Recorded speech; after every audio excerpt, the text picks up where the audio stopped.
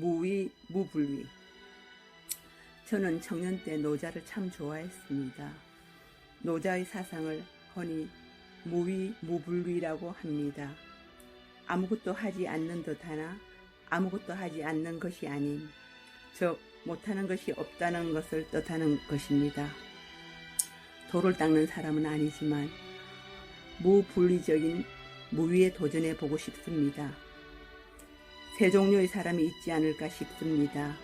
입으로 말하는 사람, 행동으로 말하는 사람, 존재로 말하는 사람.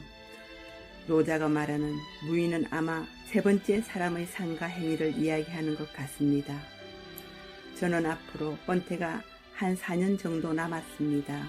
지금까지는 말과 행동으로 살았다면 정말 말도 많이 하고 일도 많이 벌렸습니다.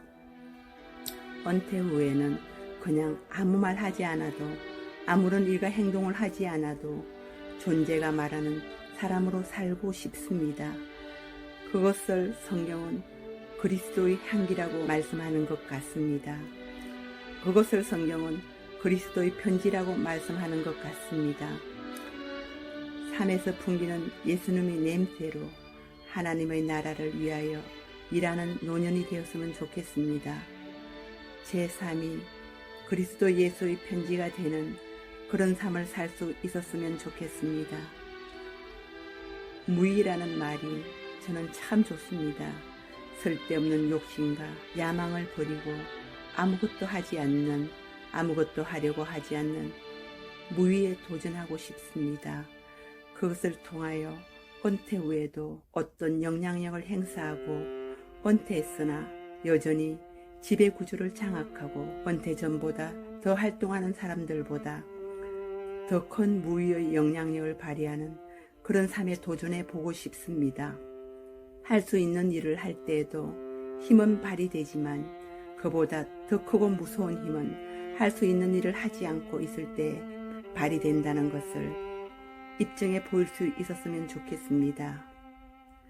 구태여 이름이 더 높아지지 않아도 묵묵히 자기 부인의 십자가를 지고 주를 쫓을 때 얼마나 큰 일이 일어나는가를 보여줄 수 있는 사람이 되었으면 좋겠습니다. 사리비 붙들고 실험하지 맙시다. 분주함이 신분의 상징처럼 인식되는 시대이다. 분주한 사람이 유능한 사람.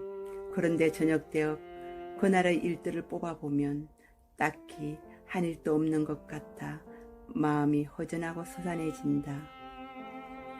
바쁘게 지내지만 의식은 변화의 속도를 따라잡지 못하고 그 시차로 말미암아 의식의 분별이 일보 직전이다. 제독 철학자인 한병철 교수는 현대사회를 피로사회라고 규정했다.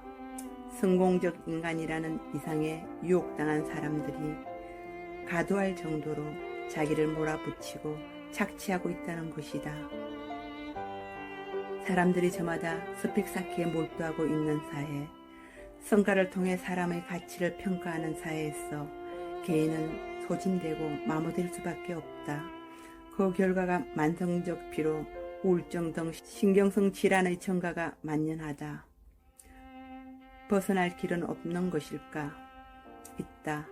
욕망의 허구성에 대해 눈을 뜨면 된다. 어린 시절 어른들로부터 밤길 가다가 도깨비를 만나 실험을 한 이야기를 듣곤 했다.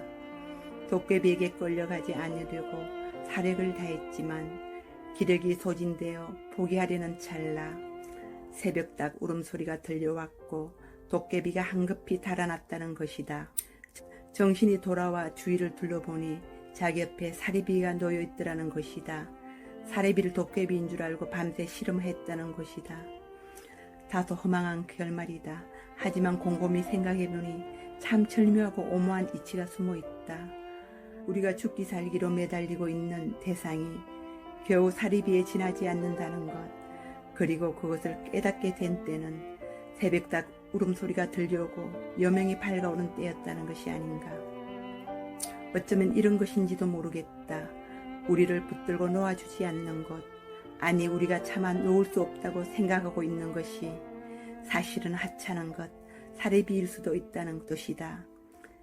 여명이 밝아오듯이 우리 마음의 등불 하나 밝혀지면 과도한 욕망에 바탕을 둔 행복의 꿈이 한상임을 깨닫게 된다.